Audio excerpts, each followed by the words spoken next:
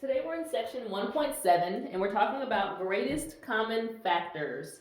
So greatest common factor is often abbreviated GCF. So let's put that in here, that if you see GCF, we're talking about the greatest common factor. And a GCF is basically, let's see, I'm trying to think of the best way to define it for this note set.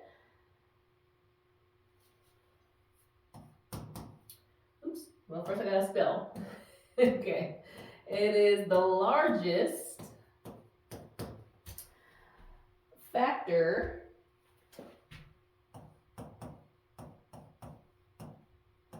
shared between numbers.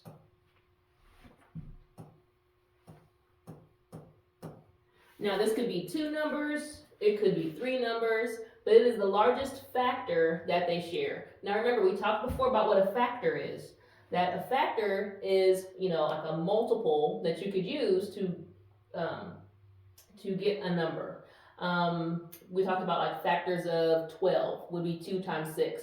So 2 is a factor of 12, 6 is a factor of 12, right?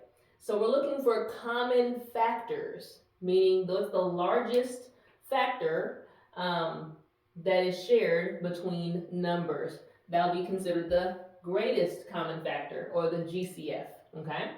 Another way to think about it is to think about what is the largest number that can divide into both numbers, okay?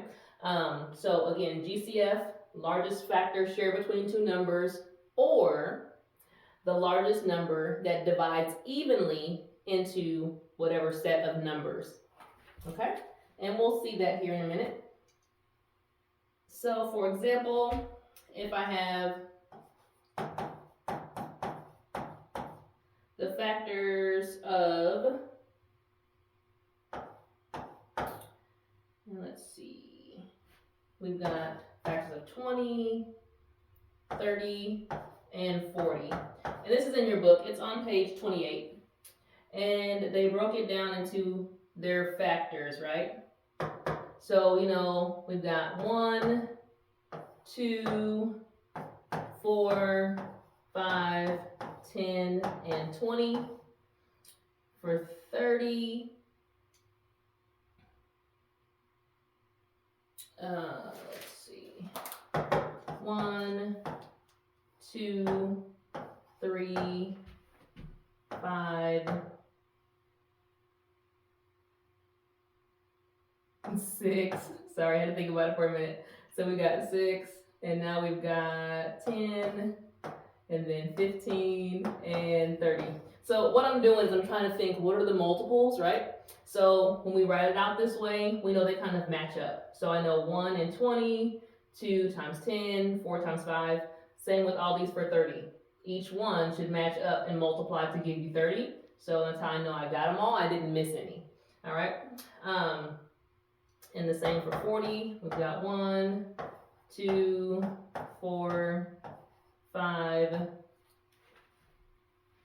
and that would be 8, and then 10, 20, and then 40. All right, again, 40, 40, 40, and 40. Okay, so with all of these factors now, being able to see which ones are common, or sorry, what's the greatest common factor. So out of the list, I can say, well, they all share a 1. They do have 2s. They also all have 5s. They have 10s. A couple of them have 20, but not all of them. So I would say the greatest, meaning the biggest one that they all have, would be 10. Okay? That's the greatest common factor. So this is one way to do it. You can list all the factors of each number and then find the one that's the greatest. That could be a little time consuming. You saw me kind of have to think about it as I was doing these. So another way you can do this is to use the prime factors that we talked about in a previous section. So instead of looking at just the factors, we can look at the prime factors.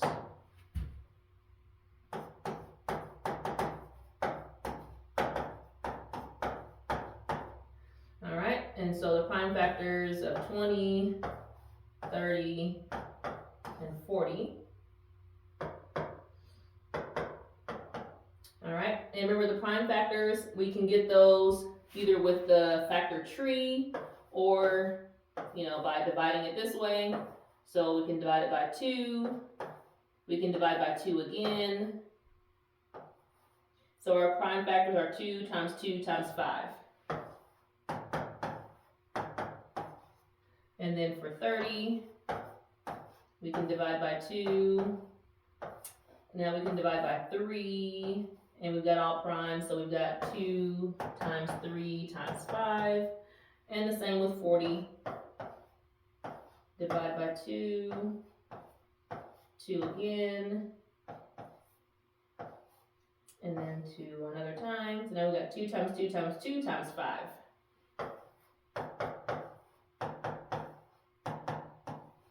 Okay, and now we can kind of have a comparison and see what is the same. Well, our GCF, we're going to take all of them that are the same for each. So they all have a 2.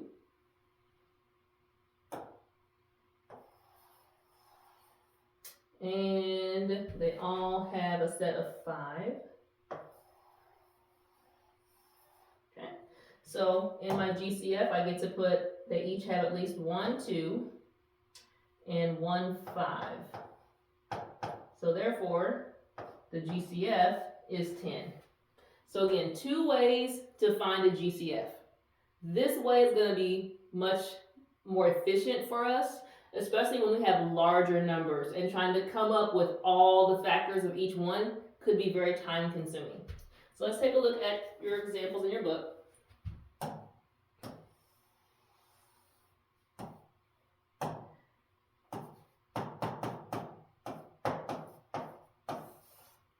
Example 1.7a has us comparing 16 and 24.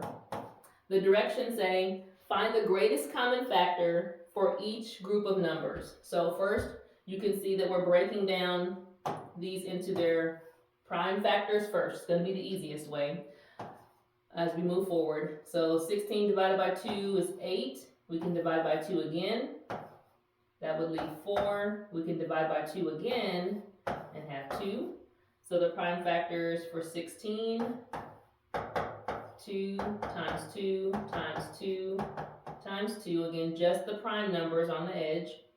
And then for 24, divide by 2, we get 12.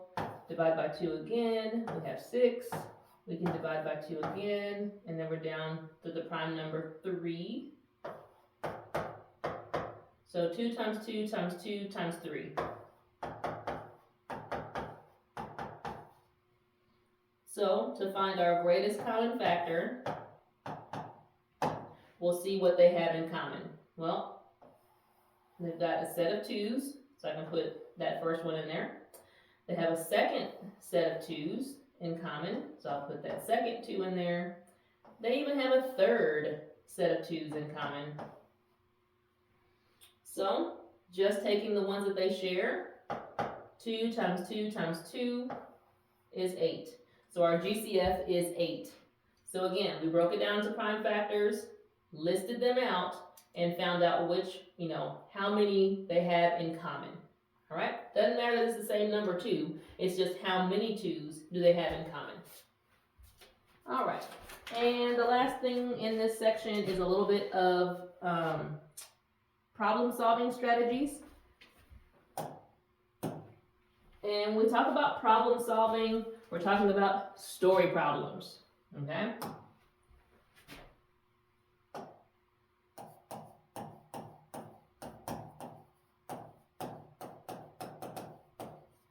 So problem solving, also known as story problems.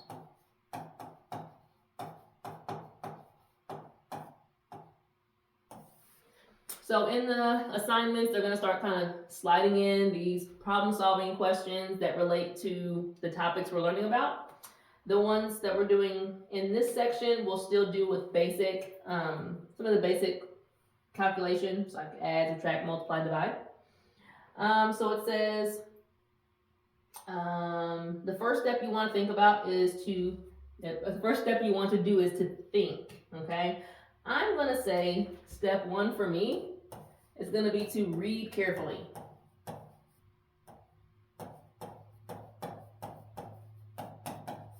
Because it's a story problem, right? It's a problem-solving situation. There's going to be some information that's written in word form that we have to try to understand. So first you want to read it carefully. You might even want to read it twice, just to make sure you understand what is going on. Once you've read it, now I think you're ready for that step of thinking about, what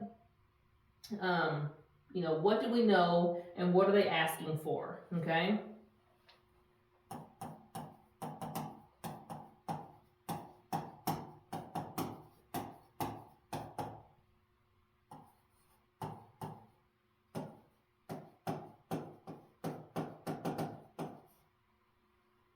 Okay, so think about what you're solving. Are they asking you how much money? Are they asking you, how many points do you need? Are they asking how many miles you drove? Like, first figure out what are we looking for, okay? What are we solving this for? So we're going to think about that first. Next, we're going to make a plan, okay?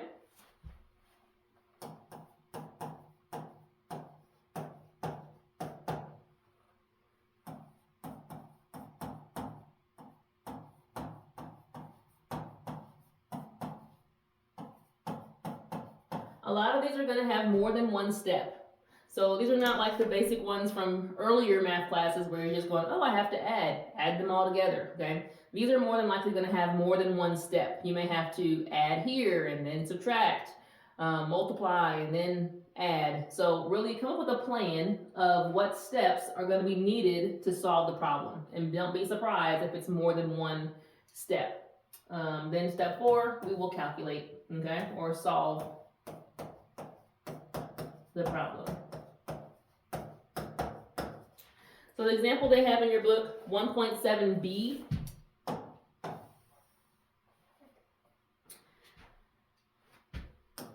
oops.